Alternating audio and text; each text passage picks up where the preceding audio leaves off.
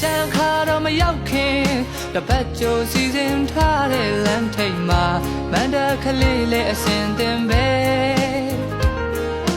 အတားရည်နဲ့စိတ်နေဟောင်းကအညစ်ကြေးများလဲစိတ်အစ်လူအစ်နဲ့ငွေဖလားလေးသွားဝဲမယ်တကြံအကျုံနေဆိုမင်းရဲ့အိမ်ရှိနာပဲကိုလက်မှာဗတောက်ပန်းတစ်ခတ်ပါလာမယ်ရေဘူးကိုရေနဲ့ရောက်လို့ဝမ်းဆက်အဝါလေးဝလို့ထွက်အလားချိန်သမားငယ်ကိုအဦးဆုံးရေလောင်းပေးရမယ်ရေအရင်လောင်းမယ်ဒီပြူနိုင်မလားကွယ်အကြောင်းပြချက်တွေစင်ကြီးဘာတစ်ခုမှမပေးနဲ့ရှေ့ဆိုမှဆိုရ